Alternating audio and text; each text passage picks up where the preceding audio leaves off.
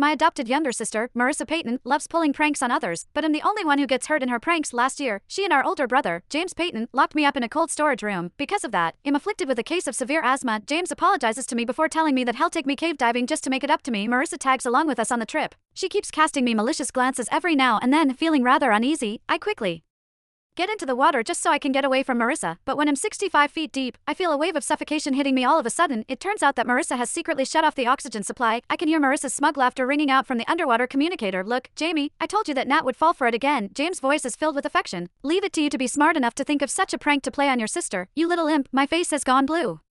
From the suffocation, I struggle with all my might in an attempt to turn on the bailout cylinder, only to feel my hands getting slapped away from them thanks to Marissa, who has swum over to me. She then whines into the communicator. Look at how dramatic Nat is being. Jamie, she can't stand the suffocation at all even though it's only been a few seconds. I hear James' icy and aloof voice reverberating in my earpiece. Just hold on a little longer. Look at how delicate you are. It hasn't been all that long, yet you already can't stand it. How humiliating. You're not even in the same league as Mari this time. I can only stare at James in despair as my complexion slowly goes purple. Has he forgotten what happened to me? Thanks to their prank, my lungs have already sustained irreversible damage. It's getting more and more difficult for me to breathe. Finally, my vision goes black, and I collapse in the dark bottom of the sea. This prank isn't funny at all. James, this time, I'm going to die for real.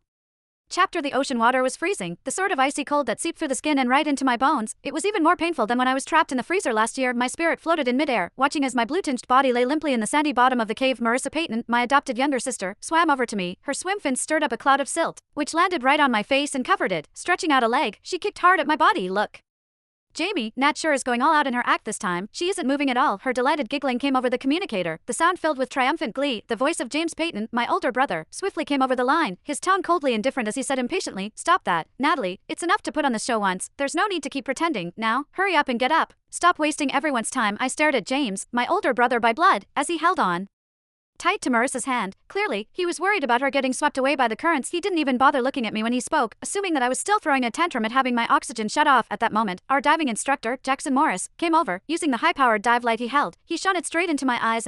Natalie, stop pretending. Your heart rate monitor already cut off earlier. Did you pull the sensor off yourself? With such outstanding acting skills, why don't you try your luck at winning an award? Marissa's smile widened further. She's just trying to make Jamie feel sorry for her. After all, she's not as charming as I am. From where I was floating above their heads, I sorely wanted to scream at them that I wasn't putting on an act. I was truly dead. My lungs were already injured from when Marissa shut me in the freezer last year on April Fool's Day. She claimed she was just playing a prank on me. At the time, James stood beside her, glancing at his watch as he said, Nat, if you can hold on for 10 minutes, then he'll gift you that necklace you've been wanting. I screamed for help, pounding madly on the door, and when my asthma kicked in, it felt as though knives were slicing at my lungs. In the end, it wasn't until I had collapsed to the icy floor that they took their sweet time opening the door. After that incident, the doctor reported that my respiratory system had suffered irreversible damage. James apologized